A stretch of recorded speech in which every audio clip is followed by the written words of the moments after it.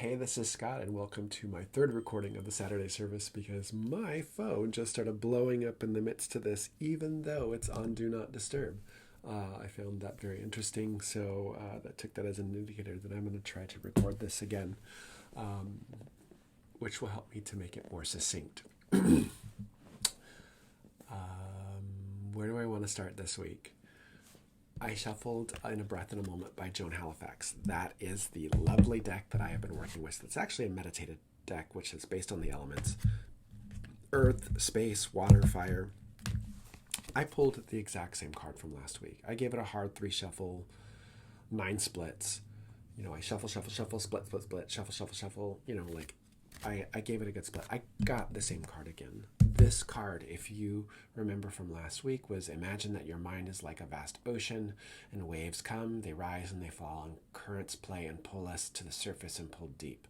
This is a reminder that all of these things are in motion. All of these ideas, all of these spaces are in motion, and none of them are permanent, right? From a magical perspective, when I see this and I reflect upon my week, this really is an indicator to continue to make space for yourself, right?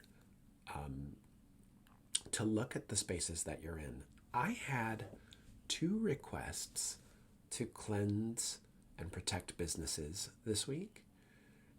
1 request for a home, and 1 request, no, actually, I take that back, 2 requests to remove obstacles and clear people. There's a lot that's coming up right now. There's kind of a force of release, a kind of miasmic energy that's happening right now. I think you can see it play out in a lot of social spaces, social media, and in physical spaces. A lot is being brought to the surface, right? When I see space in relation to that, that tells me that we need to make the space for that clearing to happen. The second card that I pulled for this week was the 7 of Coins. And this one, it's the Robert M. Place Alchemical Tarot. This one is called the Obelisk. These represent the 7 metals, this being lead, that being gold. And this is kind of that alchemical process of transformation, of rising up, going from a very dense state into an enlightened state. Not necessarily like a Buddhist enlightenment, but enlightened where our minds are liberated by the greater spirit of things to sort of see things very clearly, right?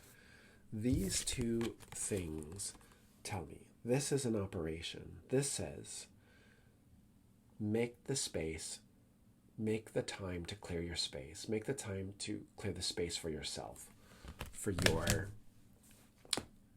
psychic, emotional, mental, and physical well-being. Making space for yourself is a key component to this week. When there's so much toxic force being expressed, it is easy to get caught in the miasma, to get caught in the toxicity of it, not realizing how toxic it is. Not making demons out of anybody.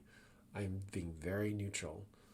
I don't want anyone to feel that I'm coyly talking about any issue, right? This is just the method of operation that I'm speaking to here. Make space for yourself, disconnect, remove the energies from your life so that you can really see where you're at and what you need. This can be helped by physically cleaning your space. I'm not saying you got a dirty house, but I am saying think about spring cleaning. Like maybe even just taking a broom and getting the webs in the corners and dusting, behind the tower of your computer or behind the bed or under the bed, or under the table, whatever that is, and just sort of do a little sweeping and sort of get things out, sweep it out the door. This is both physical cleaning, and this is also symbolic of sort of moving out some of this energy which may in the last month have been drummed up. Again, the space really indicates that for me in transformation. It's a minor arcana card, meaning that this is more everyday things and smaller issues that may relate to larger issues, but I would say to remember that part. The key component to transformation right now, a key component to health right now, a key component to feeling safe in our spaces would be to make space for yourself right now. Disconnect from all the other things and take a breather could be the healthiest thing to do. There were a few other things this week that were interesting, but I kind of want to stick with the main message here. We're always in a process of several things. I like to say, the way that I sort of go at life. We're in relationship with everything else, but no relationship survives on hard demands. It just doesn't. Love is not there when things boil down to demands. Sometimes love looks like anger, and I think I got that from Thorn Coil. Sometimes love looks like anger. Sometimes we have to respect what that is, and there's no one absolute what love looks like right now, because love looks like a lot of things. But just to remember that however we're choosing to express love and our concern for the moments right now, you need the space to remember what the vision is. 2, because I've seen this several times, we are always in a process of the many levels of us, right? That means you. Your conscious self, who you are walking around the world, you as an identity. Your highest self, your highest ideas, and what the vision you'd like to see in the world, and how that's guiding you. Your deepest self, someone call that part of your shadow complex or your shadow self, that's really motivating some of the deeper layers of who you are, that all of this is riding on top of. That process is never done. There's no transcending your shadow. There's no getting rid of it, right? But there is always, right? And I'm not condoning or promoting shadow work for you right now, right? I'm not doing that. But I do want to say that if you're engaged in any process of life, there's always shadow, because there will always be shadow. That's part of the process. The most dangerous, like I wouldn't say the most dangerous, the red flag that I see sometimes is that there's no more shadow. I've transcended it. It's gone. It's done. Right? And now it's over, and now I'm just operating this way. That is the fastest way to shunt that part of our consciousness into an unknown sector of us, and it will creep back in some other way. And I've had this in private conversations a lot. The shadow's not a bad guy. It's not some outside force, although it can feel like it sometimes, because when we don't engage it, it shows up in the face of the other people around us. The goal is not to absorb it so that it's gone. The goal is to hold hands with it, to stare at the reflection and be it, to understand the beauty in what we think is ugly. That's what the real goal in that is. You want to be able to embrace it.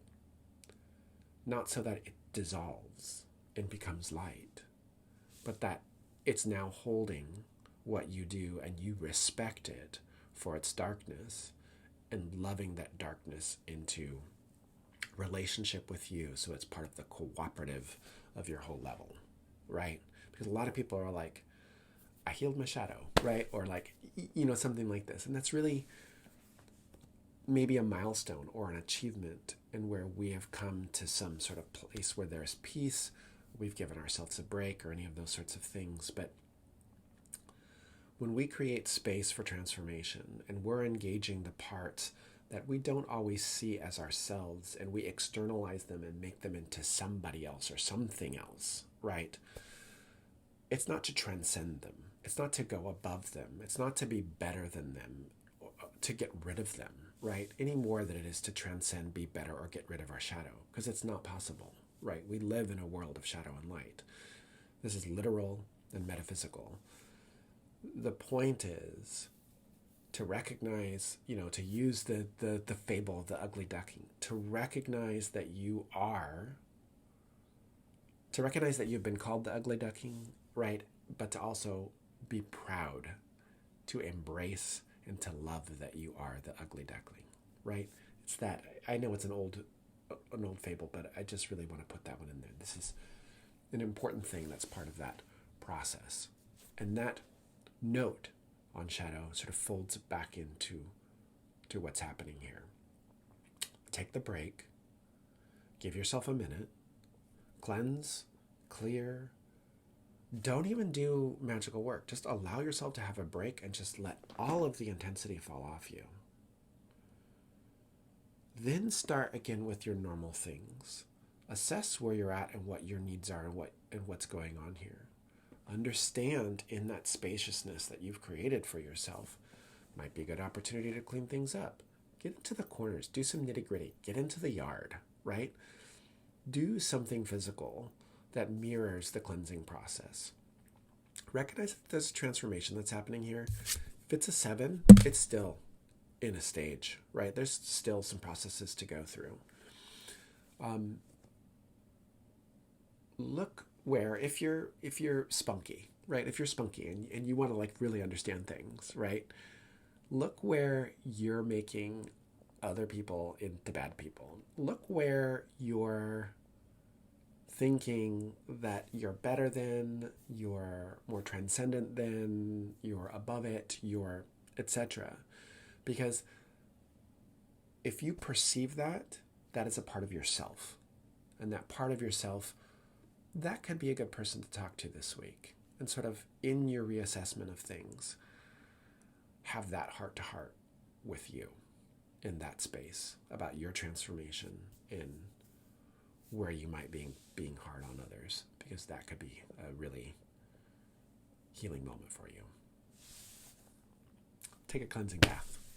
Smoke the house, with whatever your cleansing herbs are. But also use salt and water. Maybe some hyssop. Some people will say hyssop. Dust off the altars. Light up the candles. Bring a blessing to the space, to yourself, after you've taken care of you. If you need help, get help. Call a friend. Call an agency. If you have the ability to do that, have them do it for you. Have someone clean your house for you. That's okay. That's acceptable if you can do that. But do that. That would be my message for this week. Spaciousness, to understand the transformation in process, to see our shadows for what they are, not something that we get rid of or go above, but that ultimately we become deep friends with.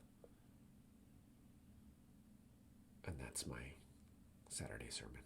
So, blessed be, blessed be, blessed be. I'm Scott K. Smith. You can find all that I do at starandstonellc.com.